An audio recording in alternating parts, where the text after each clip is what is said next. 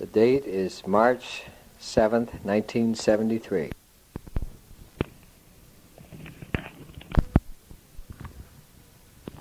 Well, Leewell, it's a beautiful Wednesday afternoon here that we're sitting up here in your study, and I'm going to ask you first, tell me about your mother and your father and your grandparents as you remember them, and your mother's maiden name and so forth.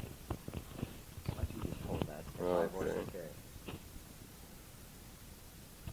My grandfather on my father's side was a minister in the Christian church and spent his life dedicating churches all over the United States and Canada.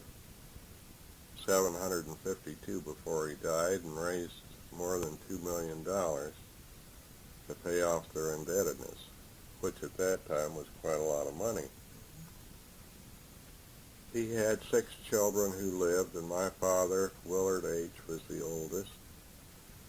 He was in the hardware business in Wabash for many years, in a store on West Canal Street where Bob Glazer recently had his furniture store, and also sold buggies and implements and wagons down in the room where Slemmer Brothers now are. What was going back a little bit? What was your grandfather's name and your father's name? My grandfather's name was Leewell Lee Carpenter. My father's name was Willard Hadsell Carpenter. Now on my mother's side, Well, your mother's maiden name? she was Mary Mellissa Hunter. I think it's interesting historically that her father was James Thomas Hunter, and laid out the town of Quincy, which is now the city of Elwood, Indiana. They had 2 children who lived. My mother, Mary Mellissa Hunter, and her brother, Wilbur E. Hunter, who was a glass manufacturer for a number of years over in Gas City and later down in Morgantown, West Virginia. I came on the scene on the 4th of April, 1896, so come next April I'll be 77 years old. I have lived in Wabash all of my life, excepting 3 years I attended Miami University.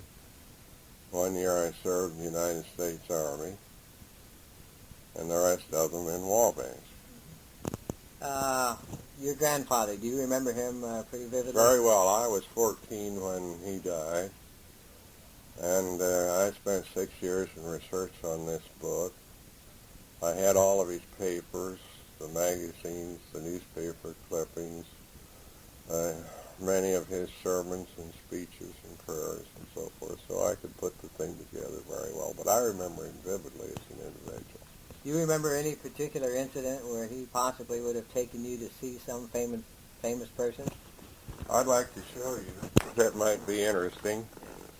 You may not recognize the place where it was taken, but it's at the corner of Wabash and Hill Streets, and the brick building behind the speaker is the old Case's Bakery, which stood there many years. There's a filling station there now. The speaker is Theodore Roosevelt, and you may notice that down in the front row of the crowd is a white bearded gentleman with a derby hat. That is my grandfather. You may notice that directly on his left is another man with a derby hat and a mustache, and that is my father, Willard H. And you may notice that he's holding a child of about 4 years old, and that happens to be me. I remember that occasion.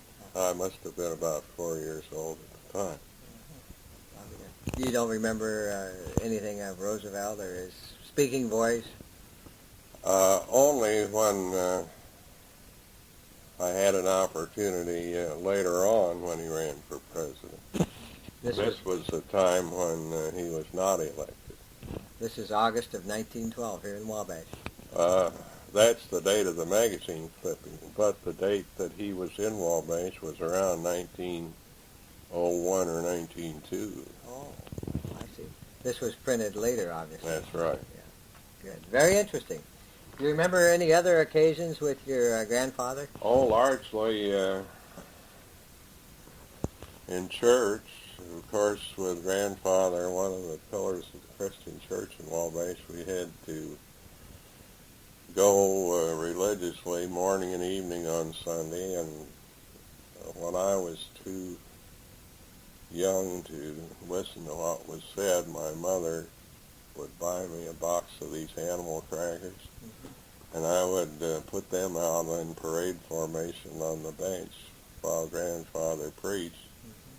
And my mother was surprised that always, and she never knew why, the crackers all went back in the box just before grandfather finished his sermon, which were about 30-40 minutes long in those days. Who were some of the people that you remember in the church, in the Christian church here in Wabash back in those days? Oh, I can remember the most of our ministers from Earl Wilfley on. I remember Frank James, who was a brilliant orator and left Wabash to go with National City Bureau raising funds all over the country. I remember Edgar Fay Doherty, who baptized me in November of 1907, which is a few years back. Why was it that didn't one of the Fords design the church?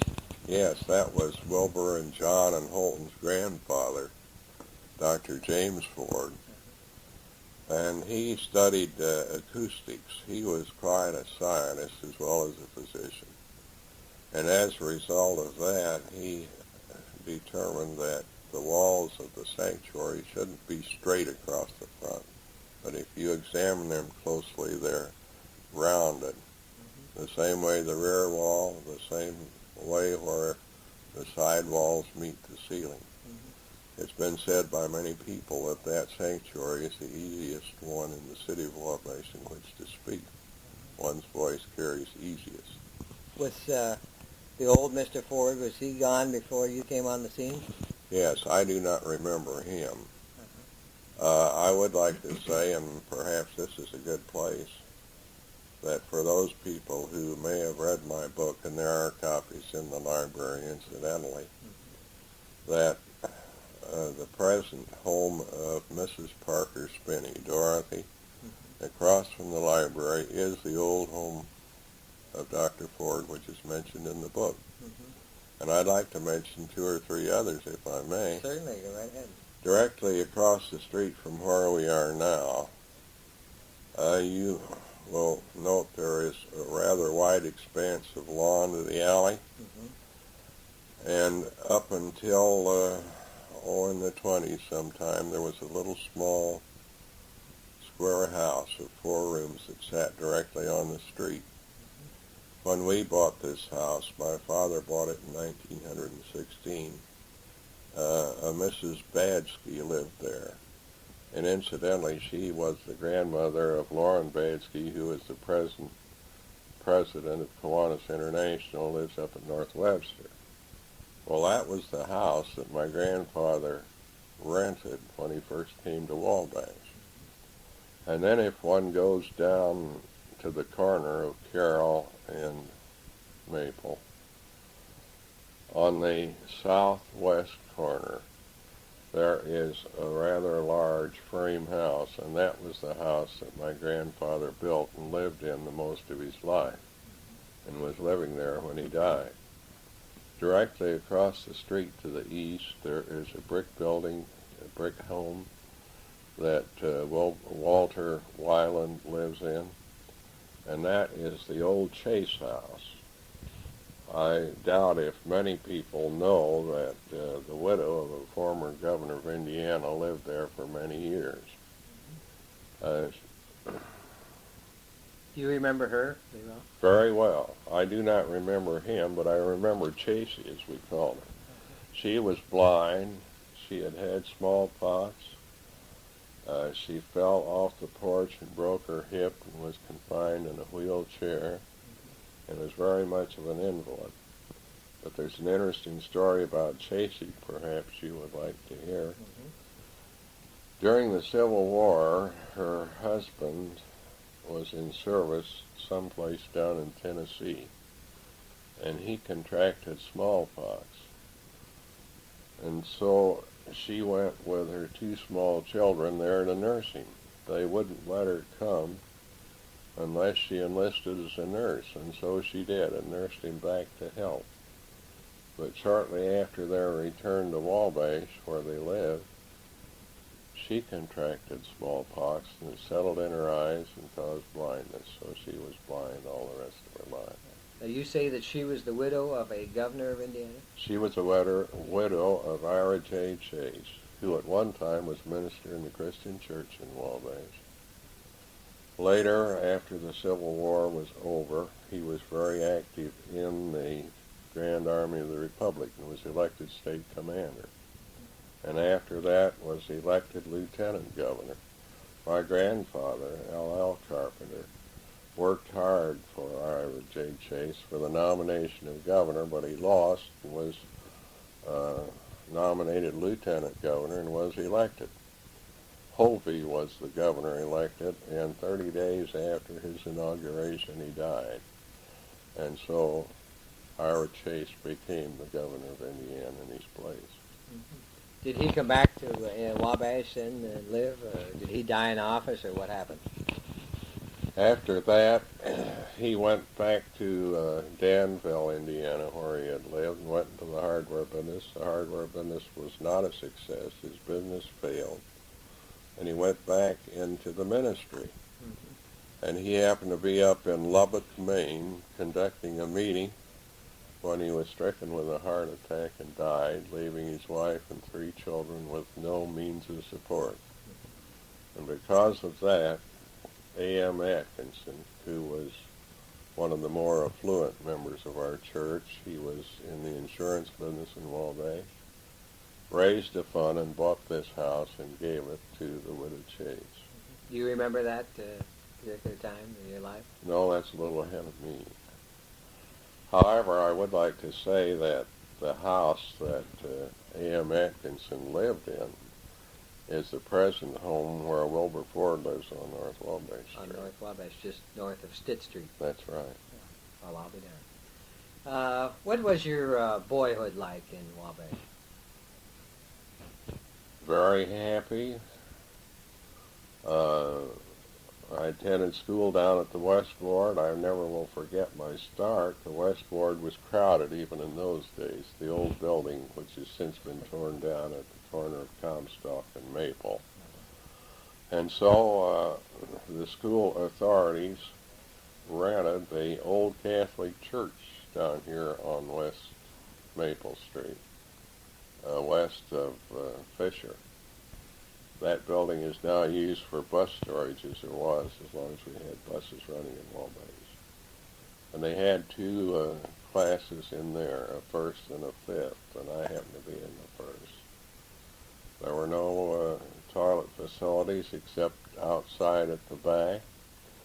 In front there was a bench upon which was a pail of water and a dipper for water, and by the second semester the superintendent came in and advised each one of us to buy a tin cup if they were going to then have sanitary facilities, and everybody should have his own individual cup. And that worked very nicely, excepting they were hung in little brass cup hooks at the end of each seat, and sometimes somebody, when the teacher wasn't looking, would go along and knock them all on the floor with considerable confusion to the class and displeasure to the teacher. Who was your teacher? Anna Parrish in the first grade. Would Irish O'Brien be about your age, or was he? No, he was 4 years older. But he was a senior when I was a freshman in high school. I know he has talked about his days at West Ward School when they lived on Stitt Street. And who were some of the teachers that made an impression on you in grade school? Well, of course, Miss Parrish in the first grade, Miriam Hill, who later married a Walter, in the 5th grade, the principal was Minnie Bruner. I remember her particularly, I suspect, because I was late one day and she made me stay in 2 weeks till 5 o'clock. That was the penalty. But she was a good disciplinarian and an excellent teacher. When I got to high school, I would work after school every evening until the store closed in my father's hardware store on West Canal Street. It might be interesting to know that in those days the retail stores in Wabash kept open every night until 11 o'clock. Mm-hmm. And finally the merchants got together and decided it was too much, and they decided they would only remain open on Monday and Saturday.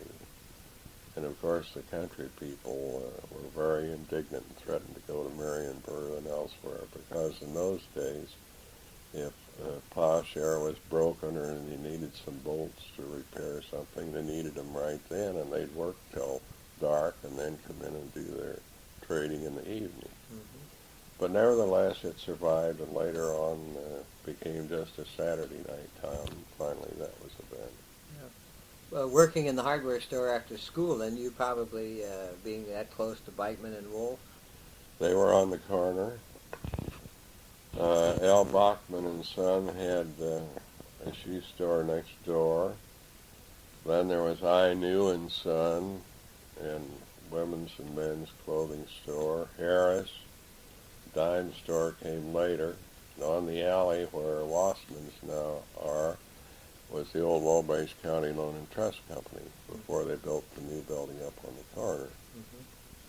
What, was the street paved in those days? It was paved. I remember one thing rather vividly.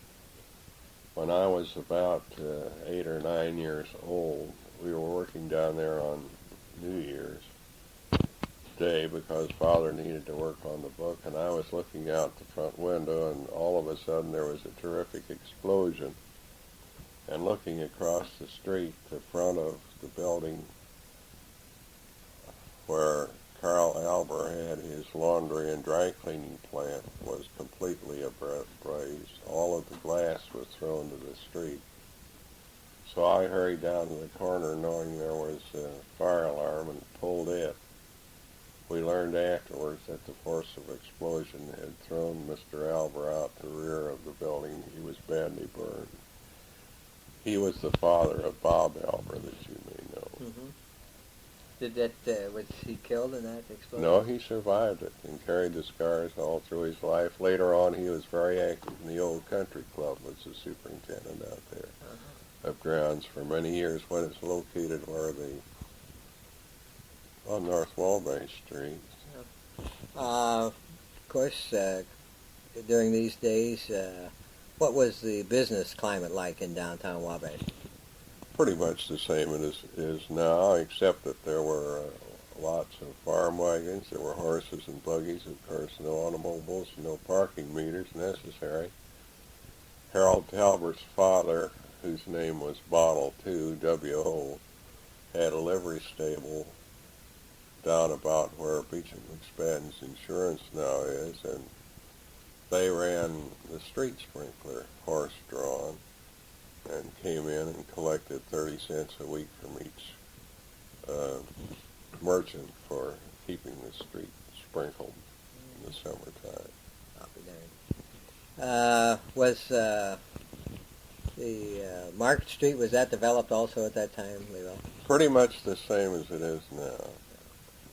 Of course, when the Eagles Theater was built, that was a boon to West Market Street. Mm-hmm. How about the Opera House? Was that still in business too?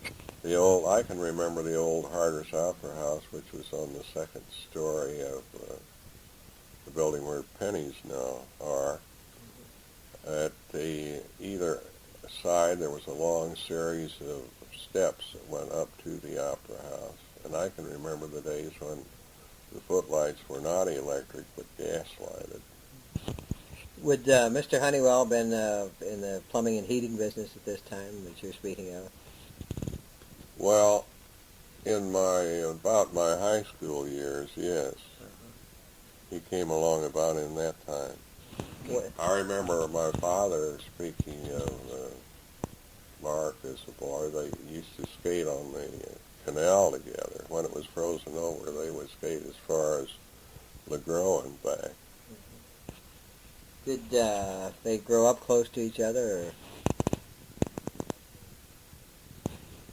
I really can't answer that. I'm sorry. Of course, Father knew Mr. Honeywell because in those earlier days, his place of business was on the west side of Wabash Street, just north of the first alley north of Market.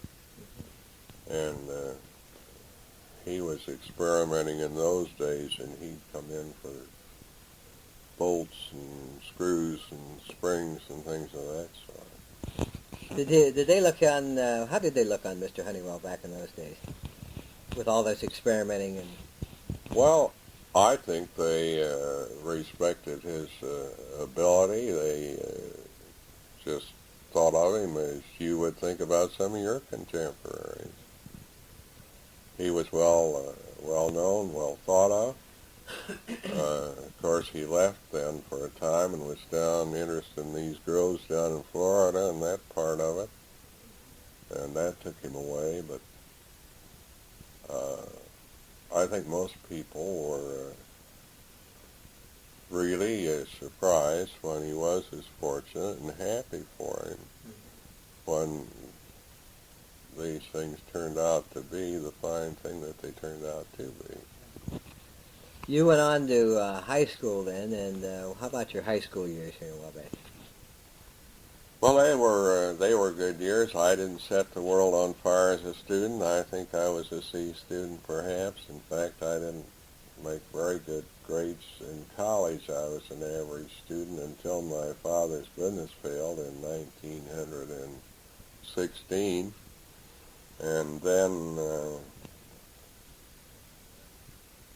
I had to do something either to stay in school or get out. So I got a job in the fraternity house firing the furnace for my room. I got a job over in the Talawanda apartment house waiting table for my board. And I got a laundry route and made enough money for my books and spending money.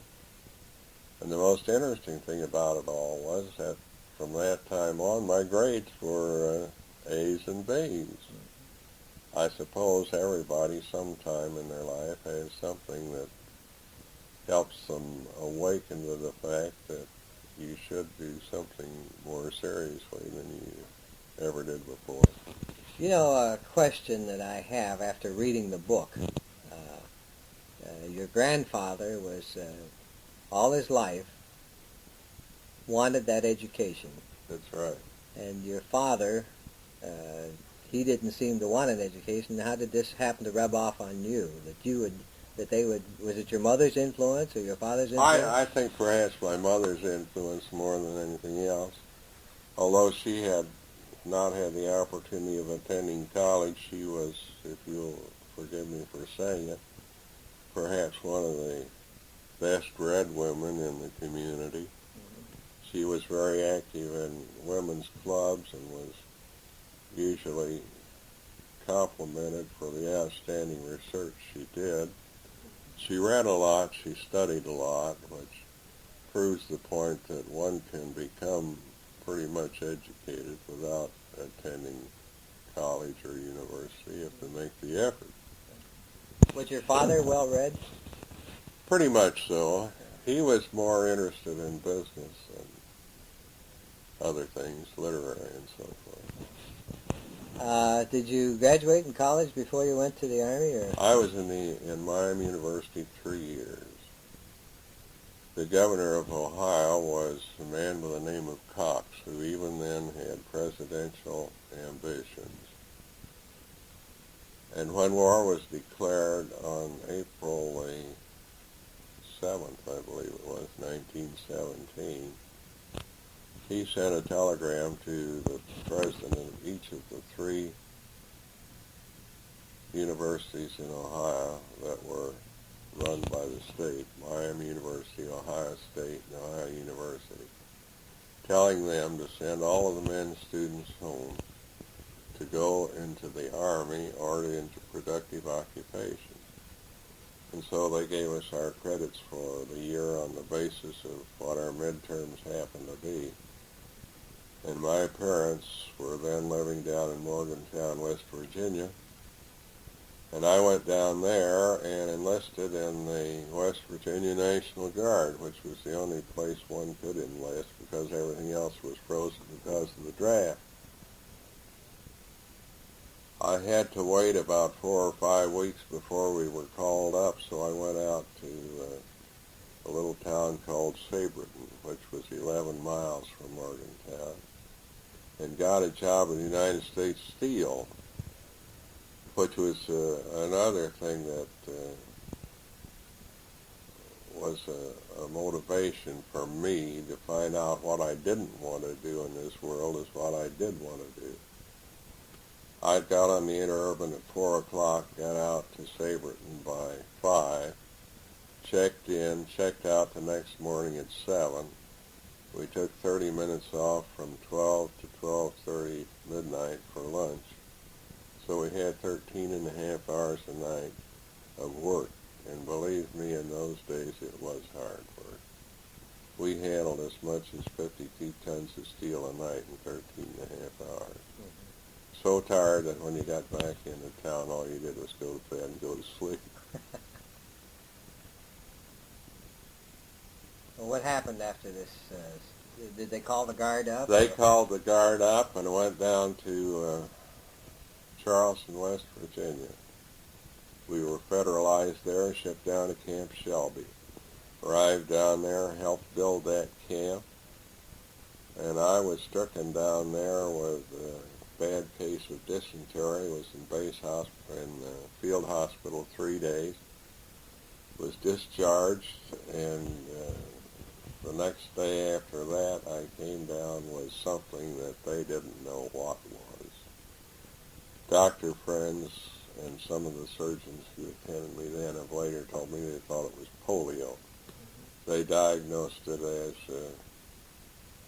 acute articular rheumatism at the time. My knees were swollen about 18 or 20 inches. They were pulled up. Both were completely ankylosed.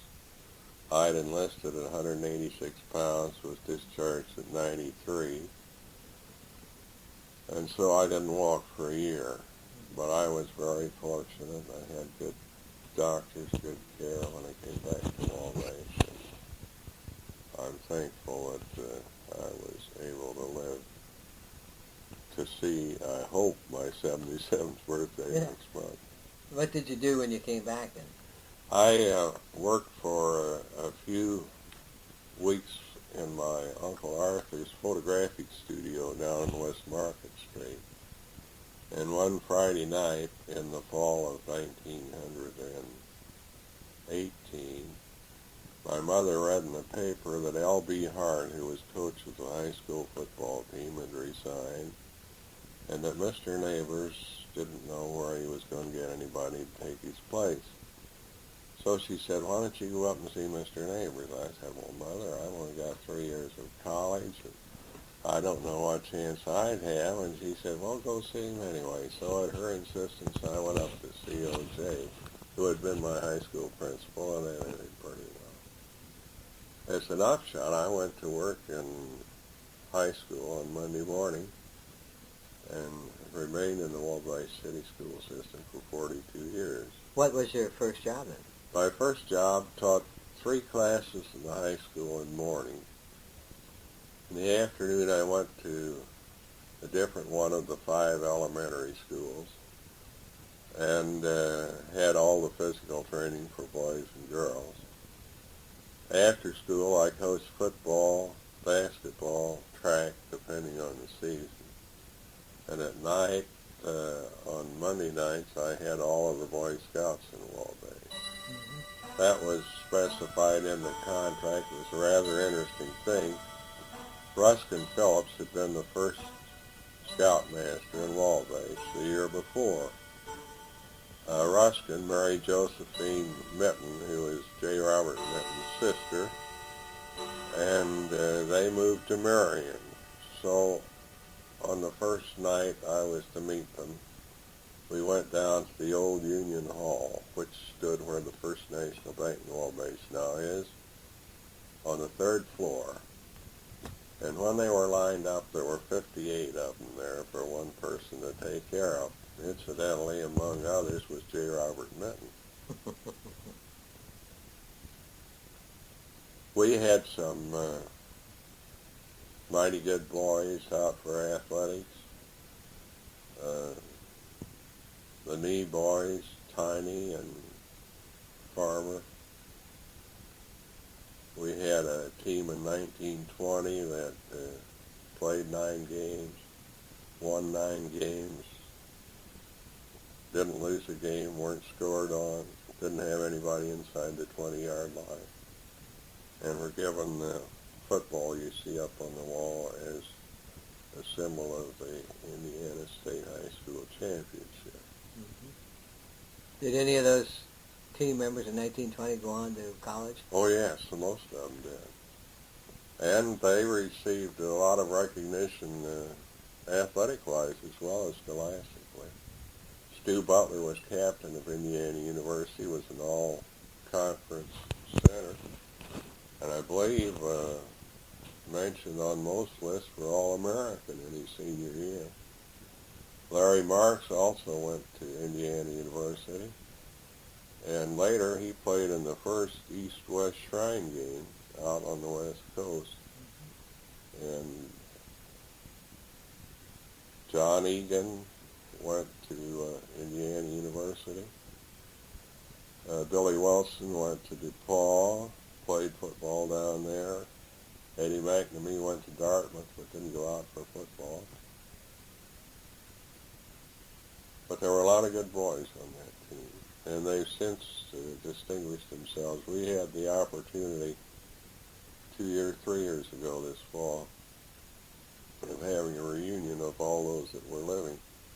There are 10 living, and 9 of the 10 were able to come back to Wabash, and we had a very wonderful experience.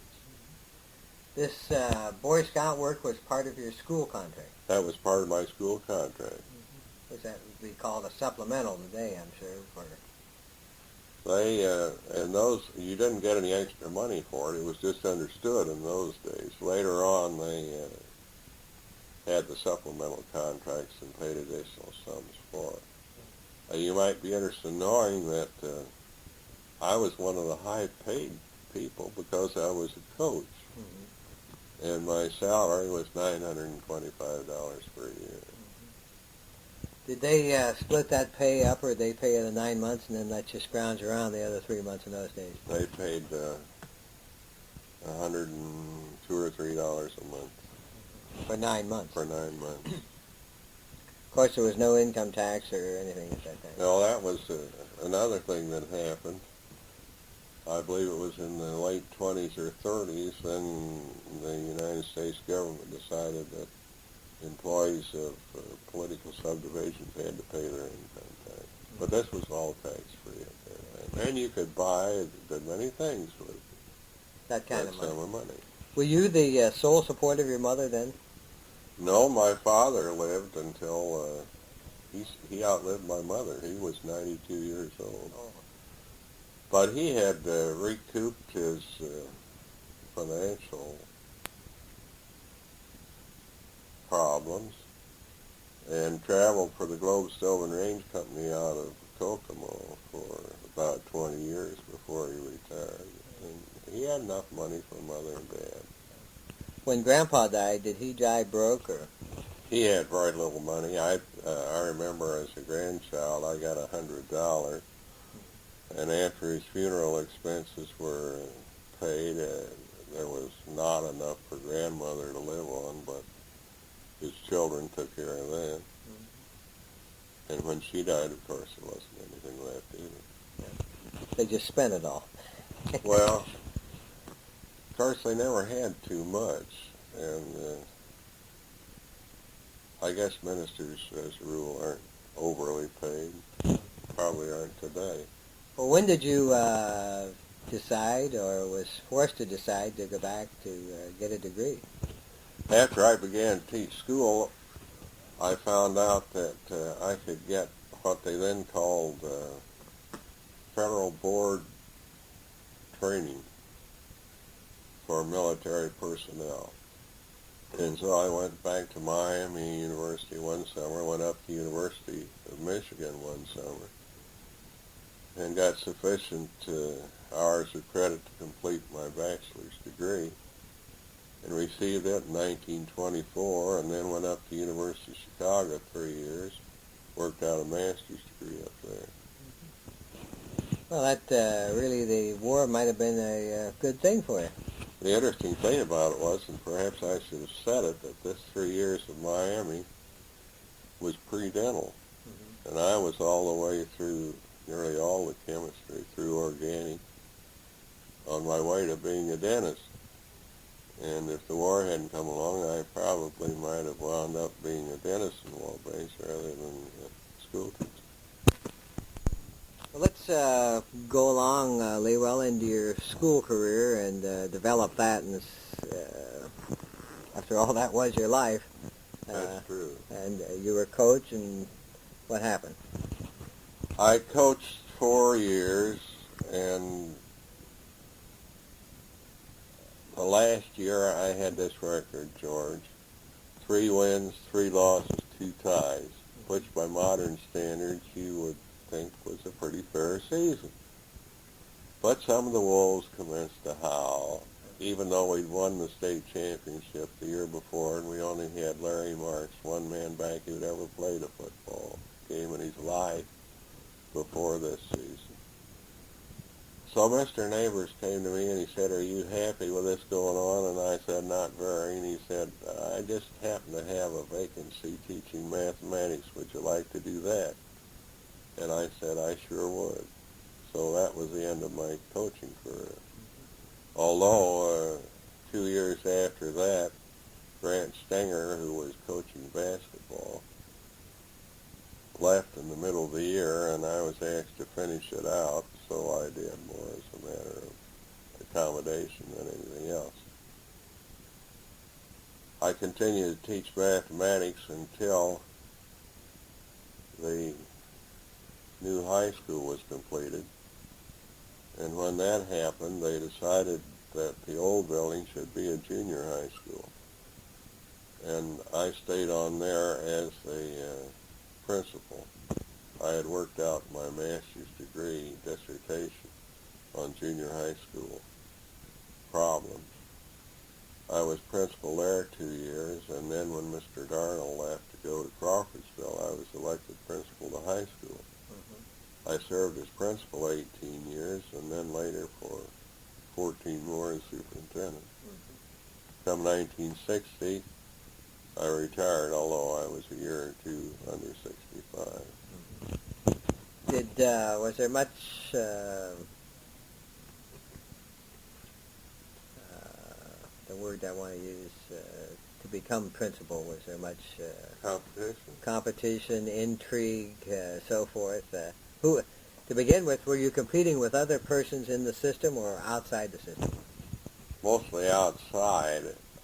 There were 90 applications, and there were some very kind things said, both editorially in the Plain Dealer and by my friends and others, but I was fortunate enough to be chosen from a field of 90. In fact, one of the men who afterwards became principal of the junior high school told me afterwards that he was so certain what would happen that he applied for my job in junior high school rather than the senior high school principalship. I never formally applied, but I was there, and everybody knew that I would be interested if it was available. What year was it that you assumed principalship of the high school? 1926. 1926. That would have been the first year at the new building then? No, I'm sorry. That was junior high school principalship, 1928. At the high school? At the high school. Right.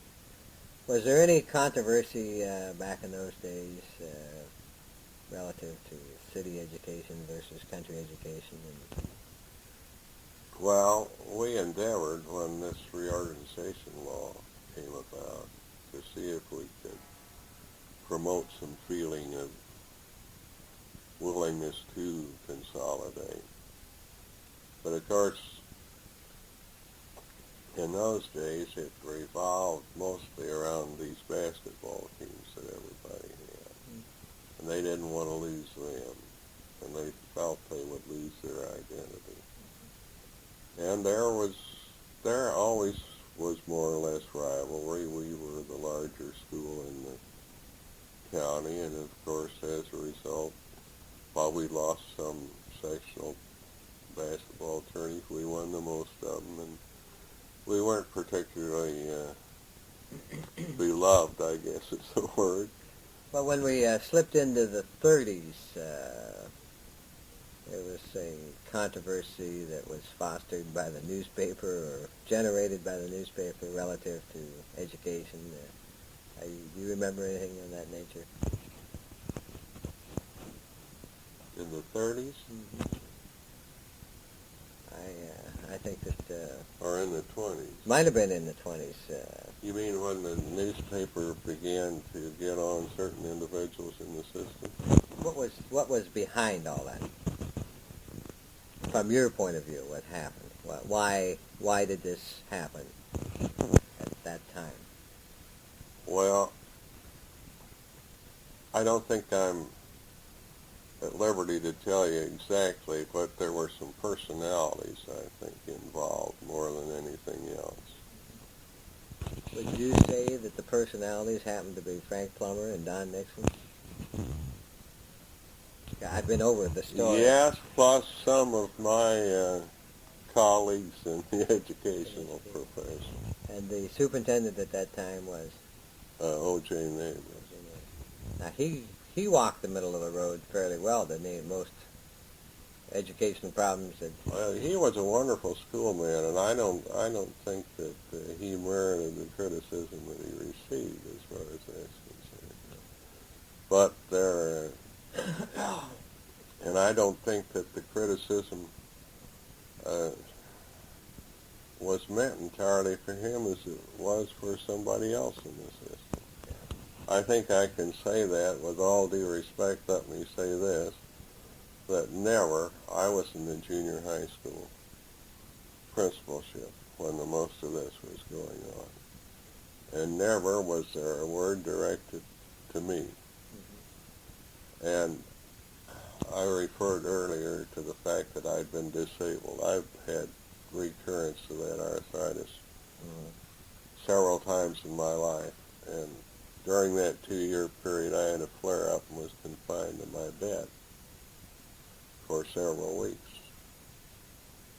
And one of the first recognitions I got was a lovely bouquet of flowers from the person who wrote those articles. Mm-hmm. So, in my heart, I can't say too much one way or the other. Then you're saying that Don Nixon sent the flowers? That's who sent them, yes. Well, you obviously must have steered clear of the controversy then. I think I did. I never, my name was never mentioned in it. What kind of a man was Don Nixon, from your recollection? Well, of course, he lived up here only a couple blocks from me. I didn't know him too well. I wasn't a Rotarian, didn't know him there. I had Joe in school, always liked Joe, and I had no problems with Joe. And I thought it was unfortunate that the whole thing occurred. But you would say, you would go back to this original, that it was a personality conflict of the parties? Well, I happen to know that somebody, I'll try to be as indefinite as I can. You can always correct the tape. Was asked to answer certain letters about recommending a son, and it isn't any of those that we've mentioned. and the things he said were such that it didn't help the thing particularly. I know the story. You know the story? Right. Well, you know, is that a fair statement? Right. And that is really what started the controversy then. I have a feeling that at least it was one of the major things that did. This confirms the other thinking that I've had from two or three different other people on the story. You slip into your high school years now. Were there any particular problems, staffing or? Of course, no, we never had any problems with staffing, that sort of thing. Of course, you know what happened to everybody in the 30s. Mm-hmm. Nobody had anything. A lot of those kids came to school and didn't have anything to eat before they came, and probably not much when they got home. We were able to do a few things to help the thing out. Number one, the teachers got together a fund so that they were able to provide some food for those that hadn't had any breakfast when they got there. Another one was that we were in this youth program, and we had any place from 12 to 30 working on these student projects, and they were relying on those little checks. I think they averaged about $6 a month that came in. I remember oftentimes they'd come in to my home in the mail late afternoon, and I'd take them around to their homes, and of course I got to go in and visit with them a minute and see just what their problems were. And I know that a lot of those programs that were criticized pretty highly, that one did a lot of good. I remember some up on Grant Street and out on Sherman over on the south side, where the little $6 check went into the family kitty to get something to eat. And then the other thing was that the Chamber of Commerce, I think it was, through Mr. Neighbors, asked that the teachers help in the program. Those that had jobs made a fund, and if I'm not mistaken, I think I got about $5,000 from the teaching force in Wabash to add to that fund. And I'm sure that a good many people were able to eat because of that. When did you go into the superintendency then?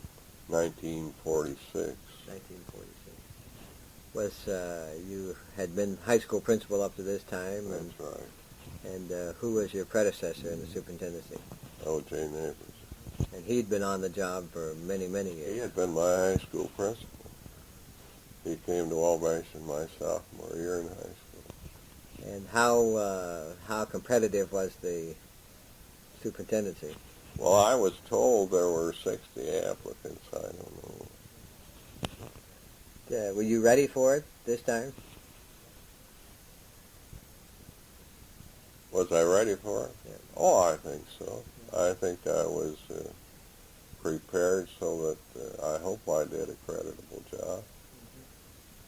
One of the things that after the school fight, my predecessor had been a little hesitant to go forward with some things like building programs, and we went into a building program, and we were able to build 3 elementary buildings. West Ward was the first, and that was in 1952. Incidentally, we sold those bonds at a price you won't believe, 1.5 and a premium, so the net carrying cost on those bonds was 1.44. We completed the West Ward, and then went up and built the East Ward, Eastwood they called it, and then the Miami building, and then the addition on the junior high school, and then the band addition on the high school. At the time I retired in 1960, of those buildings, which had cost about $1 million in the entirety. All indebtedness was paid off, excepting about $100,000. What were your relations with the board then? Very good. I never had any problems. We had a very active board. During my term, it was increased from 3 to 5. And my personal opinion probably isn't worth much, but I prefer the 3 to 5 for this reason, that when they're 5, 4 all think that the 5th one's going to do something, and when you got 3, they're more apt to assume individual responsibility. But we never had any problems either way. I interviewed Frank Reddick, who was on the board for many years, and He was a good school board member. he enjoyed it. Frank was good for the schools, and he was good for the taxpayers. Frank watches the money pretty close, as you know. Like it was own. And Frank was this kind of a fellow that if you would say, now, we want to spend X dollars for this right out of a sudden, it'd be a little hard for him to take. But if you would talk about it this time and say, now, looking ahead, I think we ought to be thinking about doing so-and-so, and it's going to take some money. And then about 2 weeks later say, we talked about this, and have you fellows thought about it? Yeah, and nearly always the first one to speak up would be Frank. And I want to say this for the boards all the time that I dealt with them. They didn't always agree. There sometimes would be a 2-to-1 vote or a 3-to-2 or 4-to-1 vote on the 5-minute. But after a decision was made, it was everyone's decision, and everybody went out and fought for it just as much as if they had voted with the majority, which is a good, wholesome thing to have. Did you have revenue problems in those days, raising tax and so forth, or not? Well, we always have revenue problems. We didn't have the crises that you have today. But when I took over, we didn't have any working balance. First thing we did was to restore a reasonable working balance. And then we endeavored to spend what needed to be spent with the same time keeping the tax rate as much as we could. The teachers, bless their heart, I was sort of the fellow in the middle. And during my administration, there was not one time when the teachers went to the school board to talk about increased salaries. Every time they came to me, and I would say, well, now, do you want to talk to them? No, we want you to. So I was sort of an arbiter, as it were, telling them what could be done with a reasonable tax rate, and what the board might or might not do would have to be determined by them. But as a result, we never had a teacher's representation at a school board meeting, and I don't think they spoke to them individually either. Do you think that would hold true today? Let me answer it this way. I'm glad I retired 10 years ago. Of course, you would be amazed now with the UNISERV, the Indiana teachers, and so forth. And it's a different ball game altogether. Of course, we had some experience with that when I served in the General Assembly, too, because it was commencing to change in 61, 63. Who convinced you to get into politics in that level that time? What convinced you? What convinced me? I have a wonderful wife, as you know, and I think most people will let you know. And when I decided to retire, we decided because it was a mutual decision. We looked around for something to do because we felt that everybody should have something particularly to occupy their minds on retirement. And I knew that this position would be free as far as the previous occupant was concerned, so I filed for the Indiana General Assembly. And then we got out and rang doorbells, knocked on doors. Helen and I kept a religious count of the number of places we stopped. Of course, in those days, we only had Wabash County.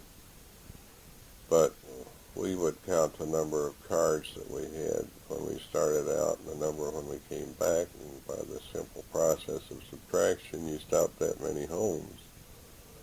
And we would add those onto the list each day, and when the campaign was over, we had stopped at something over 6,000 homes. But it was a very delightful experience. I ran into lots of former students, lots of people I hadn't seen for years. Discovered some particular funny reasons sometimes why people vote the way they do.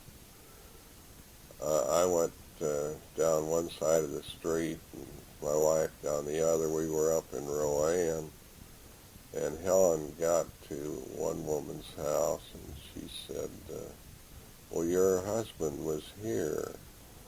And Helen said, well, I'm sorry. And she said, well, I'm going to vote for him. And Helen said, good. And she said, I want to tell you why. This was on a very sultry day in July. And, of course, you try to make a good impression on the public. And that woman said, I'm going to vote for him because she said, as hot as it is today, he came to my door with his coat on. And he says he must be a gentleman. But now that is interesting, but it isn't particularly intelligent way to decide who you're going to vote for. But I did find this out, that people do appreciate being asked for their votes. And if I would have any advice to one who wanted to be elected, I think that is the biggest secret of the whole thing, is to ask people individually for their vote. What was your majority? First time I was elected by about 3 to 1. I don't remember the figures exactly. I think it was 17,000 to 5 or something like that. Second time the vote was smaller, and it was only about 2.5 to 1. I suppose one gets a record and you lose a few supporters as time goes on. Well, how did you find working at the assembly? It was a delightful experience. It's what people refer to as a pretty fast track. And it takes about one session before one really can realize everything that goes on. And of course, with the rules of the House, it's a little complicated at the end. And this, by the way of indulgence on the part of the general public, you know, a bill is passed by the House, and you've seen the printed bill. It's taken to the Senate, and it's amended, and the printed amendment is there. And then, because it was changed, it's referred back to the House, and the House says, no, we can't buy it. So then it goes into what they call a conference committee, 2 from the House and 2 from the Senate. If those 4 conferees agree, they report to the House and to the Senate that they agree. And presumably they tell you orally what they've agreed to. But you've got to take their word that what they've agreed to is what's in the bill. Does it hold true all the time? Not altogether. Generally, yes, but sometimes there's a little kicker hidden there. And that's, I think, one of the weaknesses in the legislative process. Excuse me, let me change this tape. I think we've run out of one side here. Side number 2, L.H. Carpenter. Well, Leewell, we were talking about the legislature. What were the 4 years that you served in the legislature? 1961, 1963, and the special session of 1963. Who was the governor back in those days? Governor Matthew Welch. And while he was of opposite political party than mine, we were very good friends. We still maintain a very interesting friendship. In my first year down there, I remember I had 6 bills that were fortunate enough to get through the House and the Senate, and Governor bless his heart signed all 6 of them, and they're now part of the law. He's a very human side of an individual. They would entertain members of the House and the Senate and their wives, and I remember while we were out at the governor's mansion one night, waiting at the door for a cab because the parking facilities are such out there that you can't very close. That's one of the weaknesses in the present location. Mrs. Welch came up to him and says, "Matthew, you better let this dog out." The dog was there. And so he picked the little dog up and took it outside just like you or I would, but he loved the thing and he talked to it. And I've always counted him a very good friend, although I didn't believe in the same philosophies of government that he did 100%. Do you feel that your 4 years down there were effective? Well, I hope they were. We indicated that we had to go back in '63. That was the time, you may recall, when the House hadn't been able to agree on what to do tax-wise, and they even hadn't passed a budget when the 2 houses finally adjourned. And before we could get out of the room, there were telegrams on our desk calling us into special session, so we just stayed on, and finally that 2% tax package was passed. I think there are some things that were done there that probably were more important than people realize.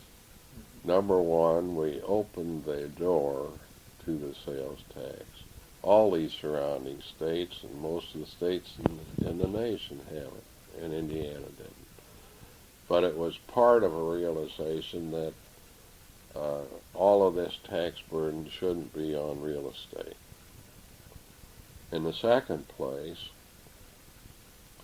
it was for several years a reduction in that tax rate, and there was some tax saving.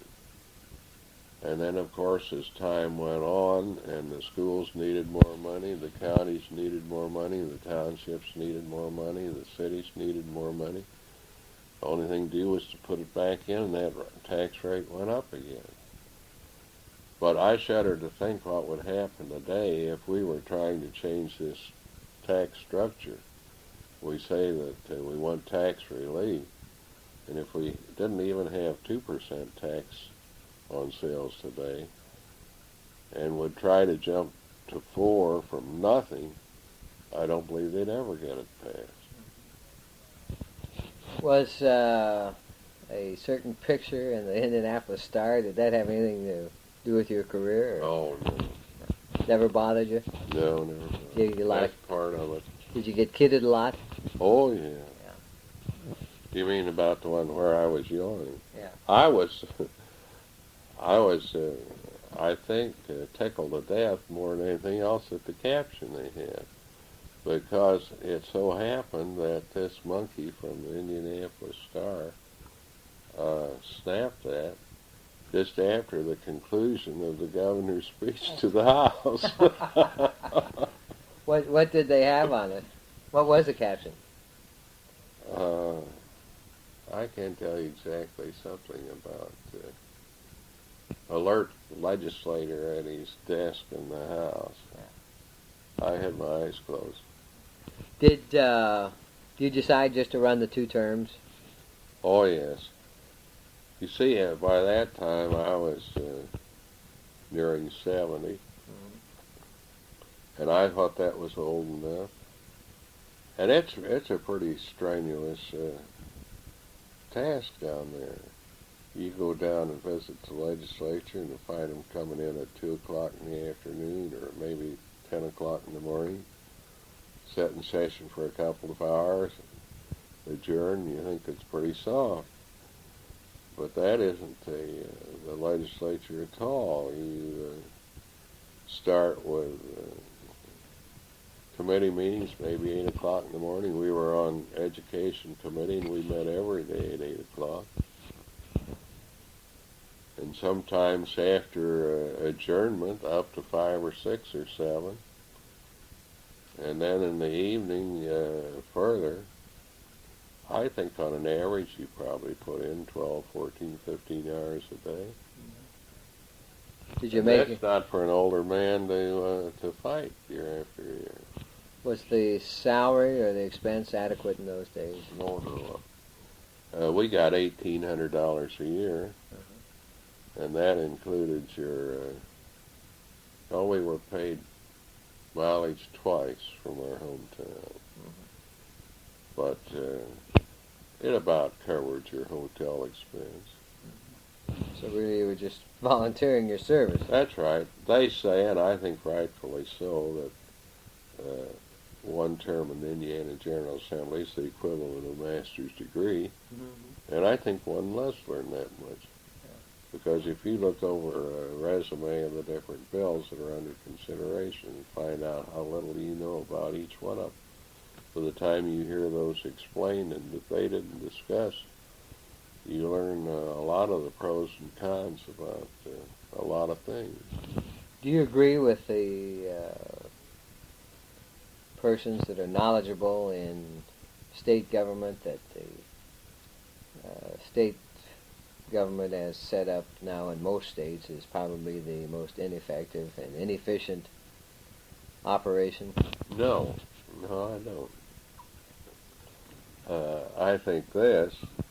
I think that it's unfortunate that some of our personnel changes rapidly as it does. I'm not sure that the lieutenant governor and the secretary of state and some of those others, the superintendent of public instructions, should be changed every 2 years or run for election every 2 years. The state superintendent of public instruction, elected for 2 years, spends 1 year getting acquainted with what he's supposed to do. He spends the second year seeing if he can get himself reelected, and then his 2 years are up. He hasn't had any time to do very much for the office itself. I think the weaknesses are that they should be 4-year terms.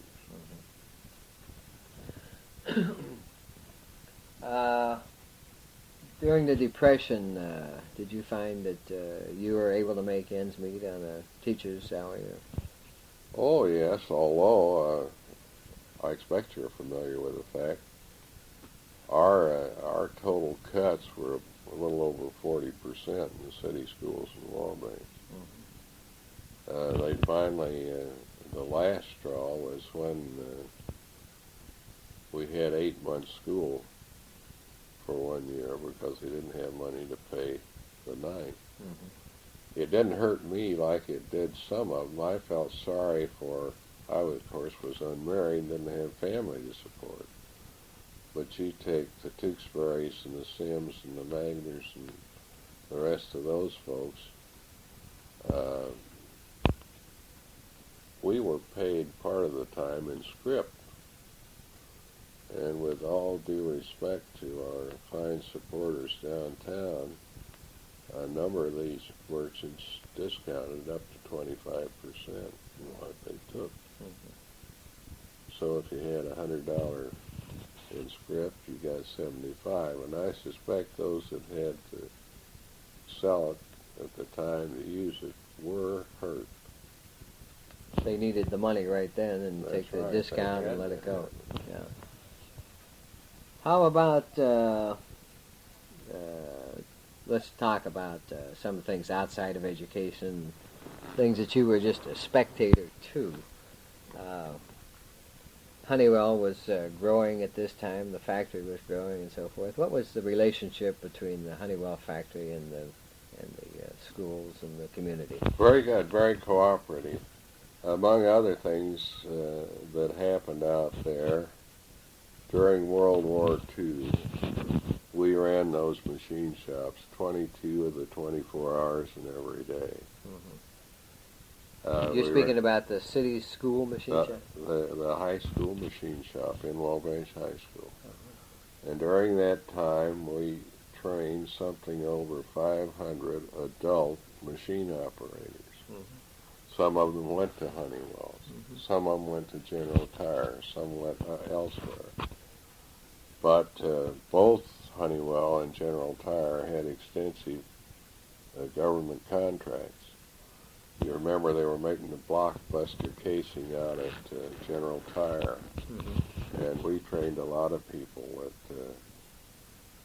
while we didn't have the actual sledge that they cased the ends of those bombs with, their people were in charge of this program out there. And by learning the skill in the machines, which they did have, that transference took place so quickly that as a result there were more than 500 of these men and women who were working in Wabash warplanes who were trained out there.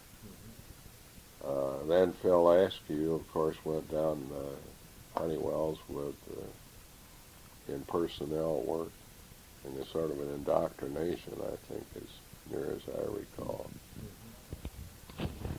Did that have the blessings of the administration in those days? Oh yes. Of course, there was a war on, and In those days, no teacher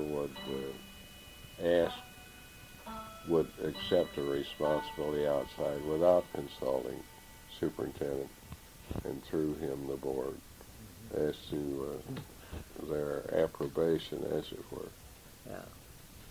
Yeah. Did you see much of Mr. Honeywell during the 30s when things were growing and so forth? And of course, Phil Magner had left you to work at Honeywell. From the time I went on the not in the 30s, more from 46. In 46, I became a member of the Honeywell Foundation by virtue of my being superintendent of schools. Would you want to elaborate on that? Yes, I think everybody knows there are two classes of members in the Honeywell Foundation. There are the life members who are self-perpetuating and elect their successors. And there are the superintendent of city schools, the judge in the circuit court, the mayor, and the representative of the park board. And of course, when I became superintendent of schools, I became a member of the Honeywell Foundation. I was somewhat surprised that soon after I became a member of the foundation, I was elected to a member of the directors of the foundation, which is the group which is charged with a specific responsibility. The life members in the entire foundation meet only once or twice a year.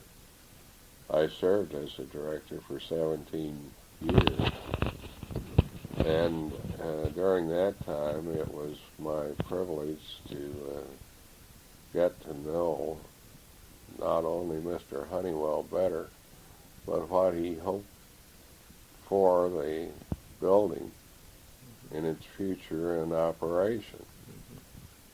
And of course, those of us who had that privilege, I think, felt that we knew the sort of thing that he would like to do. It happened years before that Wilberforce and I were on a committee of community service to try and do something about a new home for community service after the old gymnasium closed on East Main Street. And we were negotiating with Case Bakery for its use, which Cecil Mills had thought would serve our purpose very well. When Mr. Honeywell learned about it, and he said, "Hold up, I have something in mind." This came through Wilberforce. And of course the upshot of it was the plans that he had been working on and unfolding in his mind were probably stimulated and hastened a little bit by the need of community service for quarters. Then what transpired after that? After that, he asked, as I recall it, and community service agreed, to hold in abeyance their plans until he could come forth with details of the community building he had in mind, which of course was a marvelous thing for the community, and which was more than community service could have hoped for. Yeah. What was your reaction to this? Oh, wonderful. All my life, we had talked when we go to Huntington and see their YMCA. Fred Wickenheiser gave them the money, or someplace else where someone. Why don't we have somebody in Wabash that could do something? It never occurred to us that we might. Yeah. But it is a thing that I always tried to mention all the years I was high school principal and superintendent. Every year when we had a commencement or other public meeting down in the Honeywell Auditorium, how eternally thankful we should all be to Mr. Honeywell, and never forget to remember that it was his efforts who made this thing possible, where everyone in this community could enjoy and use as he would like to have it done. What was your impression of Mr. Honeywell in these years when you were getting the foundation, the building, and so forth going in Westwood? Well, of course, number one, you couldn't help but admire the man for what he had done and what he was doing for the community. I never, I think, was afraid of him or to meet him or to talk with him. He was easy to talk with and seemed appreciative of talking with people and finding the problems that you had in school buildings the same as he had in building down there. Of course, there was this difference with him. It didn't make any difference. This was the way that he wanted it, the way it ought to be, and the finest way to do it. He could do it. You know, George, that when you build a school building, you have so many dollars that you can spend for it, and you've got to get it done for that. And there were times when we needed to have alternates for it. We needed to take things out to save some money here and there so that we could get the job done.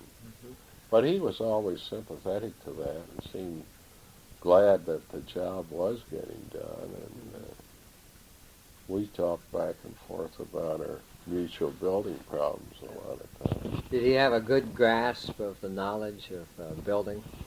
Oh, excellent.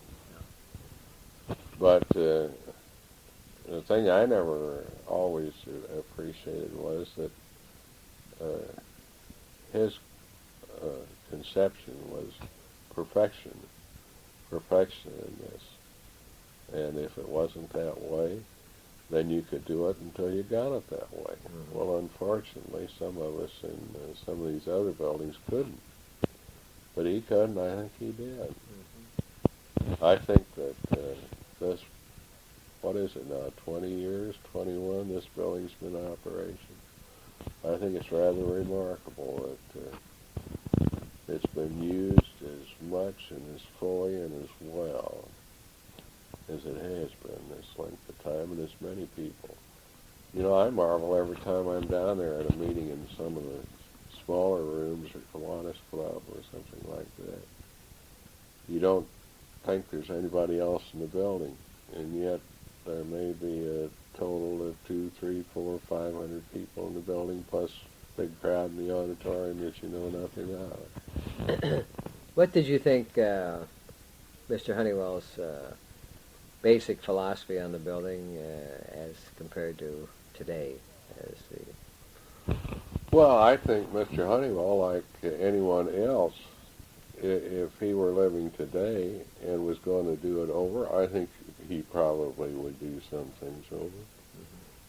But I think basically his plans were proper and accomplished what they were set out to do.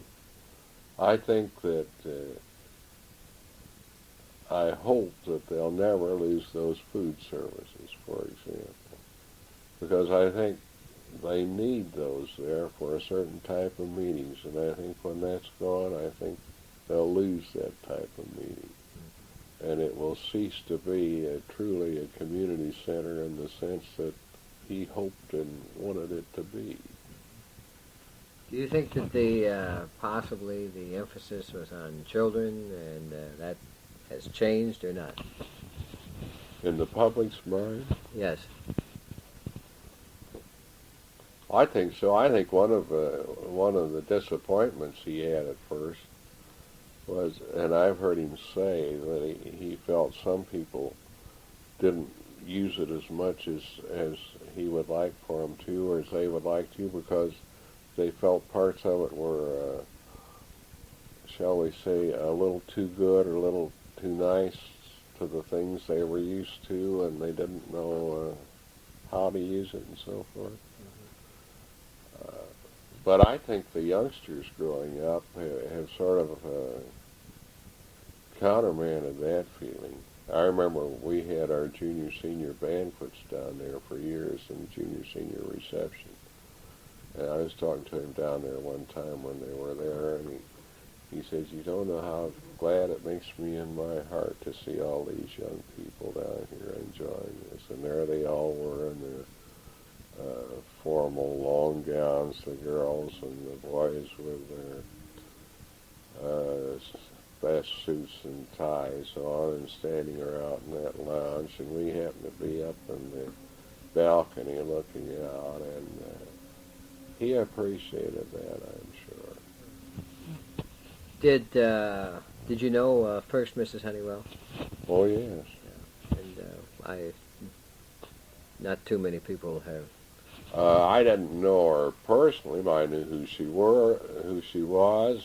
My mother knew her pretty well and was a friend of her. They lived in the old Lutz home, I think perhaps before Mark and Olive were married, where the Francis Slocum Bank now is. And then later they lived down at 276 West Main Street. And during my high school days, his relative, the Vigases, lived there, who had Kenny Vigas was a class ahead of me in high school, and afterwards, incidentally, left Wabash and was the general manager of the St. Francis Hotel in San Francisco. Do you remember anything else on Mr. Honeywell, or any? Did you ever see him get mad about something on the board or anything relative? No. He always impressed me with a pretty even temper. I think the board always strived to do things the way he would like to have them done. He became impatient sometimes when certain things would be delegated to certain employees rather than delegated to members of the board to get done. He was anxious to get them done, and but never to this extent that one would call it temper or anything like that. I've heard many of the same good qualities that the man had from most other people, and I interviewed Wilbur Ford also, and He pretty well confirms the thinking of the board. How about we're going back another piece now, and something that's rather interesting in Indiana history and Wabash history in particular is very little written on the Ku Klux Klan. Of course, that was the heyday, would have been the 20s on the Ku Klux Klan. What do you remember? You would have been in your 20s then, just out of... Yeah, of course,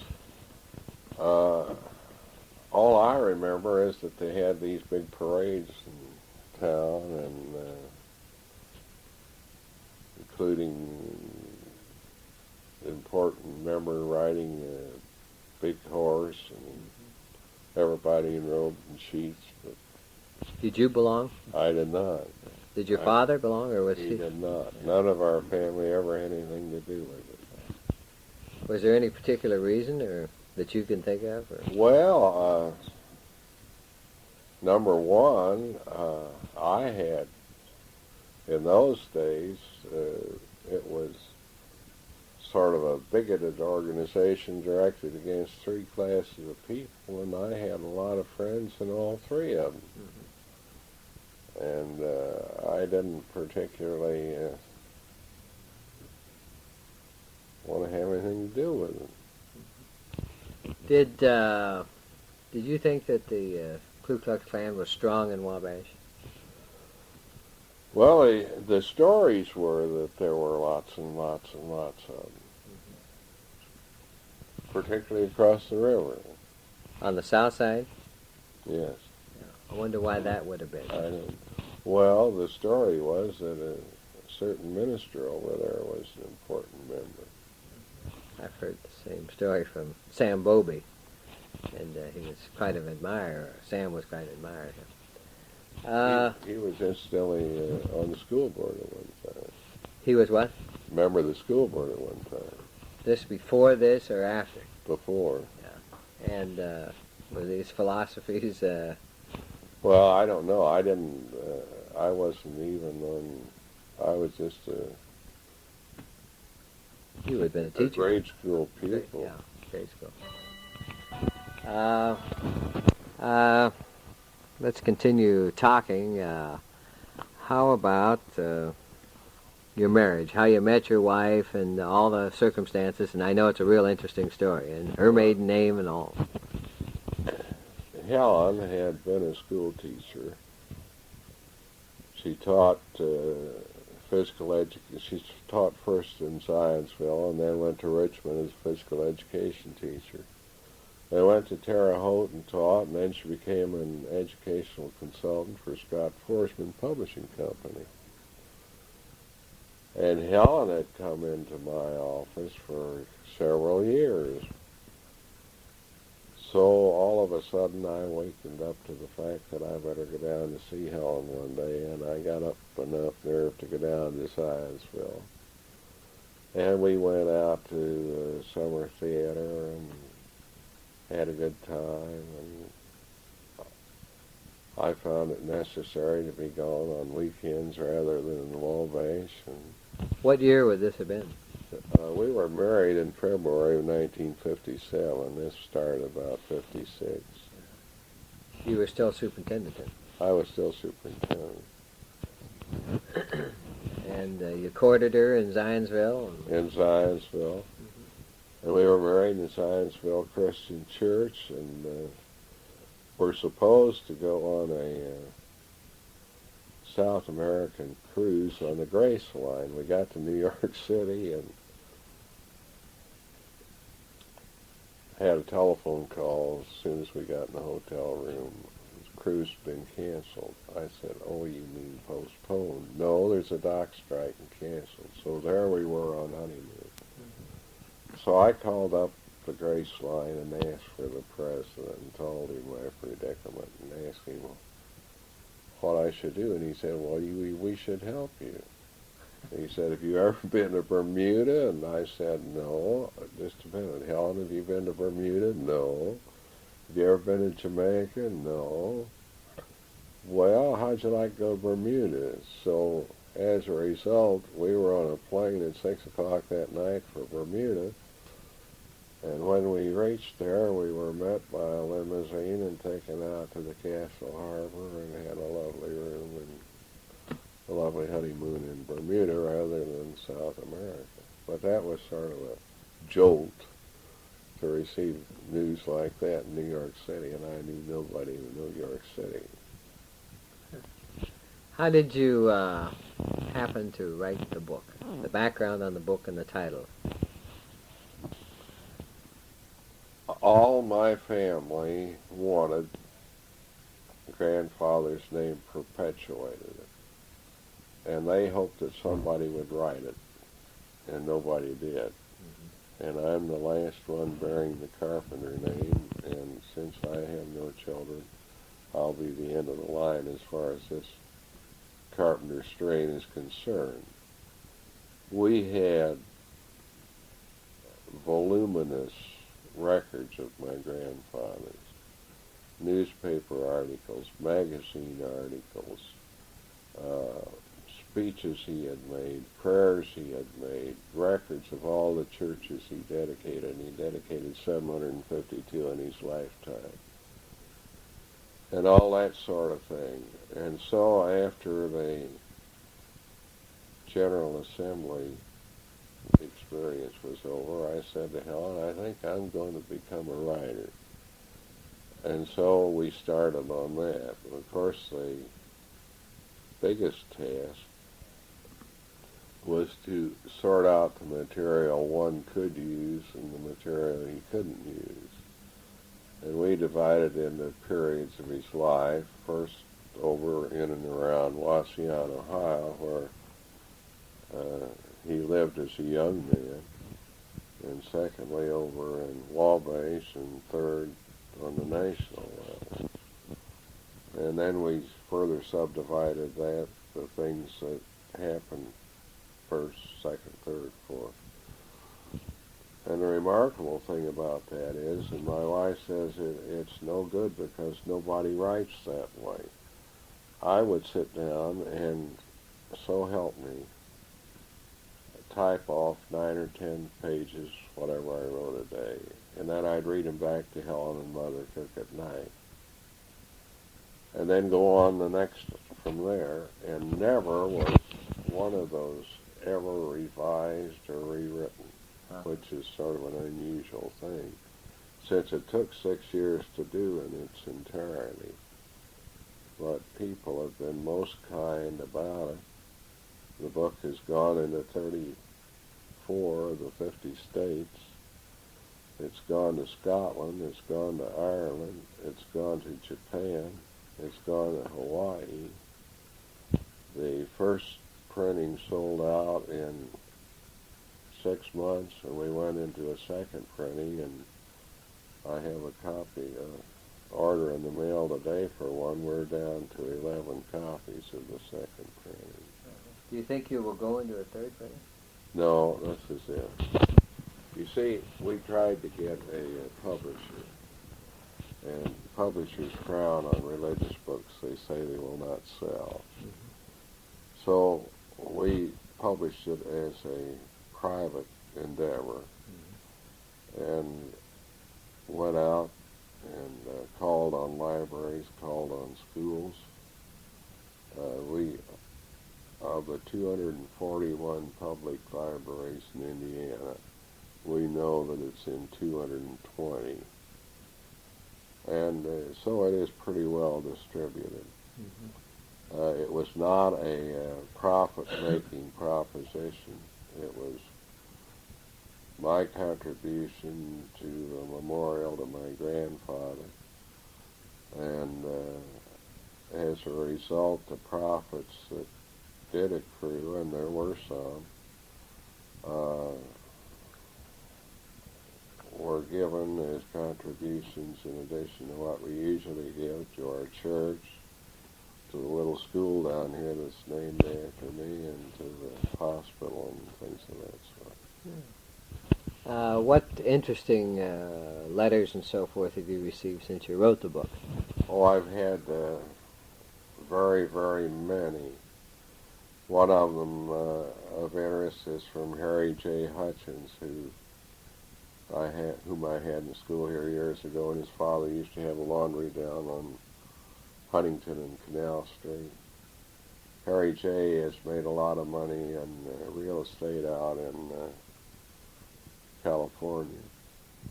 He sends his children to a private school. The head of the private school is Alexander Campbell, Jr., Dr. Alexander Campbell, Jr. And Harry J. wrote and ordered another book for him and told me that he is a grandson of the Alexander Campbell who was the president of Bethany College when my grandfather was a student there over 100 years ago. That's remarkable. Well, I've had dozens and dozens of them. One of them came from a girl named Catherine Wilfley, whose father was a minister in our church here when I was a boy, and afterwards went to Washington, D.C., and was the minister in our National City Church there, which is one of the big churches in the country. And she said, I couldn't help but wonder about that name Leewell Carpenter. Said, of course, we lived in Wabash one time. And said, I can't help but remember a picture that was taken up Winona Lake one time of a group that had a lot of the Carpenters in it. Do you know anything about it?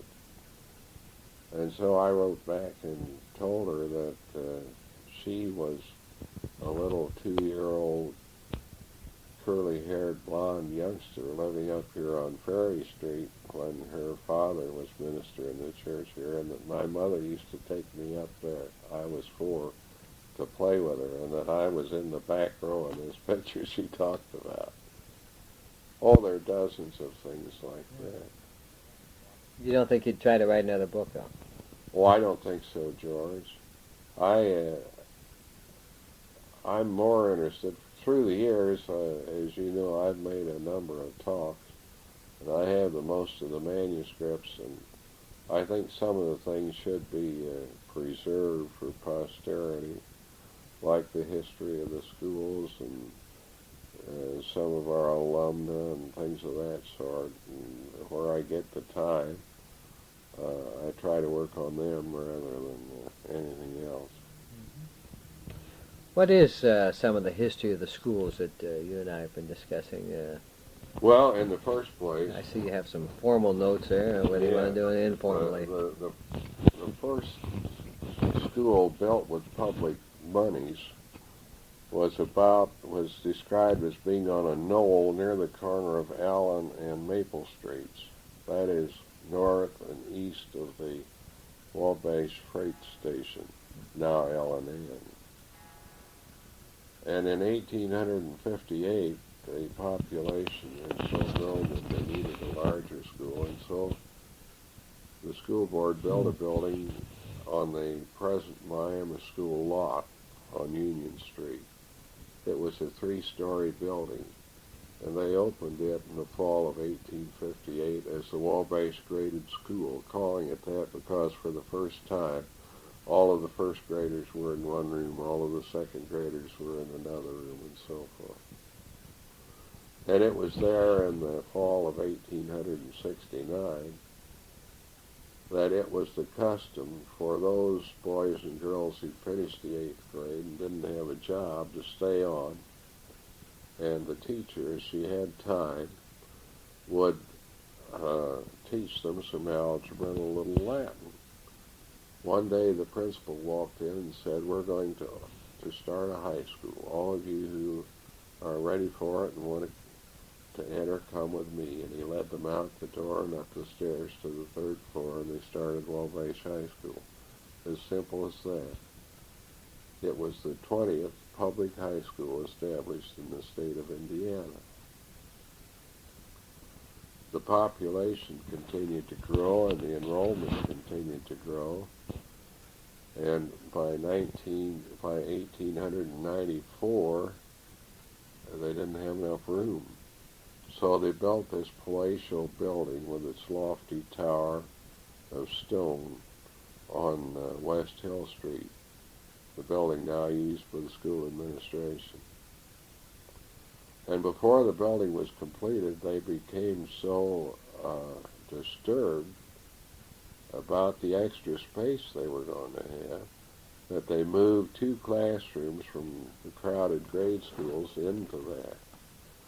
And the ladies of the Round Table, who had formed a library in Wabash and had it in the courthouse, moved it down to the 2nd floor. And with these additions, it filled the space up, and the people said, oh, the school officials have done a marvelous job. We ought to have plenty of space for years to come because it will accommodate 250 pupils. But by the 1920s, the population had grown so much that they had to put temporary partitions in the assembly room and make 4 classrooms there. And then for more classrooms, they went across the street to the new Carnegie Library and used the basement. But the cement floors got wet and damp whenever it rained, so they put in temporary wooden floors on top of them. Every 2 weeks they went down to the Eagles Theater and had their convocation of all the students and the faculty, or a pep session. It was the only place in town that they could get everyone. What physical training they had was in the old gym up on East Main Street. They played their basketball there. This building had been condemned to the state fire marshal as unsafe, but several of us, the first year I began to teach, got the state fire marshal up here and found out that by placing vertical steel beams at the ends and making some other additions, he would permit it to be used. And we put in stoves with the pipes going out the windows, and of course there was no heat other than that. The players dressed up the old high school went down there. And so that was the high school for years and years. Football was played down at the old Cook Field, which was on South Carroll Street. Had a high wooden fence all the way around it and a wooden grandstand at the south end. When it rained, there would be pools of water standing where the infield had been scraped for baseball. And I remember more than one game when George Yarnell was officiating down there. He'd put the ball down after a down and then start floating away, and Stu Butler, the center, would have to go get it and bring it back. But those were the kind of conditions that we played under when we had this state championship team that I told you about earlier. By the 1924 year, the school board decided to buy 40 acres of ground out on North Miami Street. And there they constructed a classroom building, the old high school gym, and the shops. They didn't do any more because they didn't have any more money. And when it was opened in the fall of 1926, the only way you could get into the building was to come up Coleraine Street and through the gym into the classroom building. The front was a morass of mud and gullies. It wasn't leveled or graded. There were no walks. There were no paths. And C.W. Engel, who not only was an engineer, maintenance engineer on the Big Four, but also president of the high school PTA, got the railroad to donate a carload of cinders. And the PTA paid for hauling them up there, and they made a cinder path from Miami Street at the south end, near where the old small property was, up to the schoolhouse, and then they could go in the front. And it wasn't until 8 or 10 years later that they got the walks in, and later than that they landscaped the thing and have it in the finished condition it is today. It took that long to get that far on finishing the building? Because they didn't have the money. I never realized that. But I think more than important than the buildings themselves are some of the people that have attended school there. And many of them are forgotten, and a lot of them aren't known. I think first of Adelaide Steele Baylor, who later became principal of Wabash High School and later superintendent of schools, later assistant state superintendent of public instruction, and after that went to Washington, D.C. as chief of the home economics section of the Federal Board for Vocational Education. Wonderful educator, nationally known, herself a graduate of Wabash High School. Did you know her? I knew her. Yeah. She was a friend of the family and a wonderful lady. She was the sort of an individual who remembered names, and she'd see you 10 years later and say, "Oh, George Dingledie, I'm so glad to see you. Mm-hmm. You remember when?" And then she'd remember something that happened. Mm-hmm. There was J.D. Connor Jr., who was an attorney, and he started this Belgian Draft Horse Association, which we still have in Wabash. And because of his interest in the Belgian draft horses, he was knighted by the late King Albert of Belgium. Then, of course, there are many, many others. One of them should be mentioned is Dr. Thurman Wagner. I don't know that you ever heard of him. He was a physician.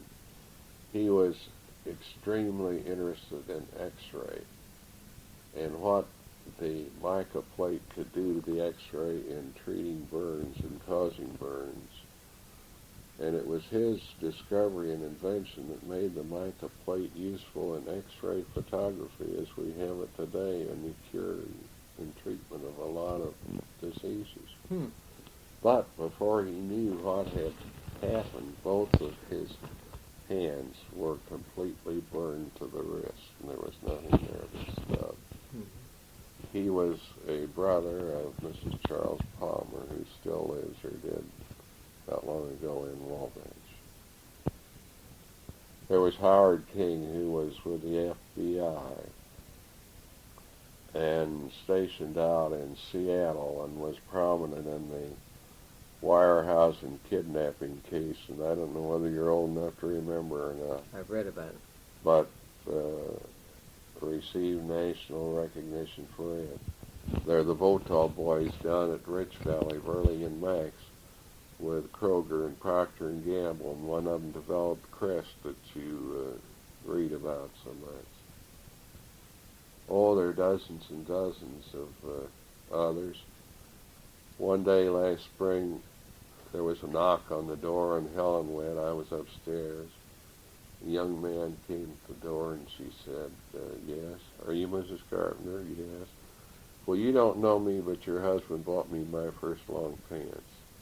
And she said, "Well, come in and I'll call him." She then went down. It was a little boy named, little fella, he's a man now, named Pat Cody, who was an orphan and raised by adopted parents, sort of a welfare case. And he was glad to see me, and it was true because he had some unfortunate experiences and didn't have much, and I took him down to Weitman's one time and told him to fit him out at Christmas, and that's what he was referring to. But Pat has been with the government 28 years in a very important position, so important that he's sent not only all over this country but abroad on missions for the government.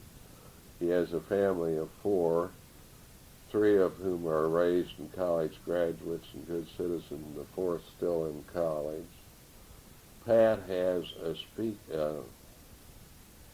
speaking knowledge with all of the astronauts, but a personal friendship with 3 of them, and has been entertained in their home and they in his, and he in turn has been entertained in the White House many, many times. And here's a little youngster that you never thought had much of a chance, and look how he's turned out. So you think of all these things and all the dozens of others that you can't mention. Maybe those are the things that make that kind of a career worthwhile.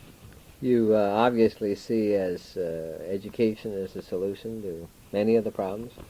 I think many of them. And I think I'm not critical of anybody or anything, but I think the thing that we need in education and everything else is the humanness and the understanding and that sort of thing, which as things get too big, too often get minimized and lost. Very true. Well, I think we've been talking for about 2 hours and 15 minutes, believe it or not. And it's been a perfectly delightful afternoon, and we'll get the tape and we'll have it typed, and then you can correct it and add to it or subtract from it. So this will be your record, and then we'll take it from there. And I want to thank you again for taking your time today.